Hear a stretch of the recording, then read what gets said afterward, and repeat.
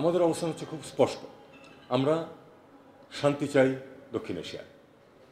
আমরা জানি যে ভারত এবং পাকিস্তানের মধ্যে দীর্ঘদিন থেকে বিভিন্ন ইস্যুতে সংঘাতময় সম্পর্ক আছে, কিন্তু আমরা চাই না যে এখানে কোনো বড় কোনো এমন সংঘাত সৃষ্টি হোক যেটা এই অঞ্চলের মানুষের কোনো জন্য কোনো বিপদের কারণ হয়ে উঠতে পারে।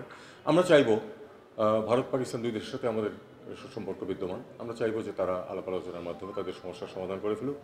আমরা ইতিমধ্যে দেখেছি যে মধ্যস্থতার প্রস্তাব দু একটি দেশের কাছ থেকে এসেছে। যেভাবেই হোক, মধ্যস্থতার মাধ্যমে হোক অথবা দ্বিপক্ষীয় আলাপ আলোচনার মাধ্যমে হোক, আমরা চাই যে উত্তেজনা প্রশমিত হোক এবং শান্তি বজায় থাকুক। বাংলাদেশ এই ক্ষেত্রে যেহেতু দু দেশের সাথে বাংলাদেশের সুসম্পর্ক আছে, বাংলাদেশ মধ্যস্থতার কোনো মানে সৌদি আরব যদি নিতে পারে বাংলাদেশ নয় কেন? আমি মনে করি না যে এই মুহূর্তে আমাদের মধ্যস্থতার কোনো ভূমিকা নেওয়ার চেষ্টা করা উচিত। আমরা চাইবো যে তারা নিজেরাই সমস্যা করে ফেলবে। তারা যদি আমাদের সহায়তা চায় যে আপনারা মধ্যস্থতা করুন, তাহলে হয়তো আমরা যাবো, কিন্তু তার আগে আমরা আগ বাড়িয়ে এটা কিছু করতে চাই না। Walton Washing Machine, simplifying life with hassle-free washing. ভারতে বাংলাদেশিদের গ্রেফতারের খবর আমরা পাচ্ছি, খবরটা পররাষ্ট্র মন্ত্রণালয় কিভাবে কতটা পাচ্ছে এবং কি উদ্যোগ নিচ্ছে? এখন পর্যন্ত আমরা এই ব্যাপারে কিন্তু পত্রপত্রিকাতেই দেখেছি, এর বাইরে কোনো অফিসিয়াল কমিউনিকেশন আমাদেরকে দেওয়া হয়নি। আর আপনারা জানেন যে অফিসিয়াল কমিউনিকেশন দিলেও আমাদেরকে দেখতে হবে যে আসলে তারা বাংলাদেশের লোক কিনা। যদি বাংলাদেশের মানুষ হয় আমরা তাদেরকে অবশ্যই ফেরত নেব, কিন্তু বাংলাদেশের মানুষ কিনা এটা কিন্তু প্রমাণ সাপেক্ষ। কারণ ভারতেও আমরা জানি যে প্রচুর বাংলাভাষী আছে, বাংলা কথা বললেই যে বাংলাদেশের মানুষ এমন কোনো নিশ্চিত নেই। তাদের যে সংঘাত, সেই সংঘাত সরাসরি আমাদেরকে এফেক্ট করার কিছু নেই, কারণ আমরা এতে কোনো পক্ষ নই। আমরা যেটা বলেছি যে আমরা চাই যে তারা দুই পক্ষ আলাপ আলোচনার মাধ্যমে সমাধান করে ফেলুক, কোনো সংঘাত না থাকুক।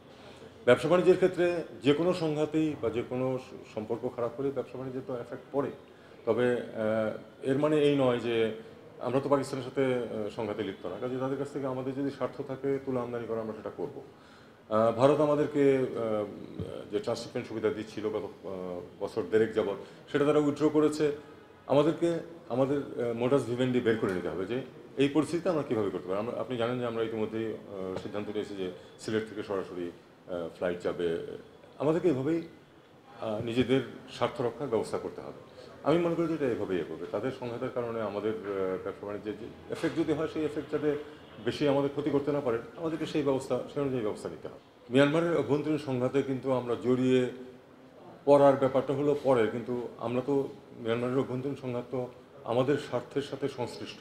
কারণ মিয়ানমারের একটা বিরাট জনগোষ্ঠী তো আমাদের দেশে এসে আশ্রয় নিয়ে আছে এবং তাদেরকে আমরা ফেরত পাঠাতে চাই। কারণ সেই ফেরত পাঠানোর ক্ষেত্রে আমাদের যা কিছু করার প্রয়োজন সেটা তো আমাদেরকে করতে হবে, কারণ আমাদের স্বার্থ সেখানে সংশ্লিষ্ট আছে।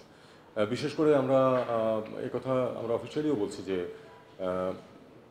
বিশেষ করে বাংলাদেশের সীমান্তের পরিস্থিতি তো পরিবর্তিত হয়ে গেছে, এটা তো আমরা অস্বীকার করতে পারবো না। এখানে একটি নন স্টেট অ্যাক্টর, আমাদের সম্পূর্ণ সীমান্ত তাদের নিয়ন্ত্রণে রয়েছে। এখন কেন্দ্রীয় সরকারের কোনো নিয়ন্ত্রণ নাই বর্ডারে। কাজে আমাদের নিজেদের স্বার্থে কোনো না কোনো ধরনের যোগাযোগ, আমরা অফিসিয়াল যোগাযোগ অবশ্যই করতে পারি না একটা নন স্টেট অ্যাক্টরের সাথে, কিন্তু কোনো ধরনের একেবারে বিচ্ছিন্ন সম্পূর্ণ থাকবো আমরা চাইলেও বিচ্ছিন্ন থাকতে পারবো না। সেক্ষেত্রে যতটুকু প্রয়োজন সেটুকু আমরা নিশ্চয় করবো। আরাকান আর্মি বাংলাদেশের 10 কিলোমিটার ভিতরে ঢুকে অনুষ্ঠানে অংশ নিয়েছে এবং তারা সামরিক পোশাক পরা ছিল। এই ব্যাপারে আমাদের কোনো মন্তব্য? এটা নিয়ে ইতিমধ্যে বেশ কিছু কথাবার্তা হয়েছে এবং আমি যতটুকু জানি হোম মিনিস্ট্রি নিয়ে কাজ করছেন। আমি ওভারলেপ করতে চাই, দেখা যাক কি দাঁড়ায়।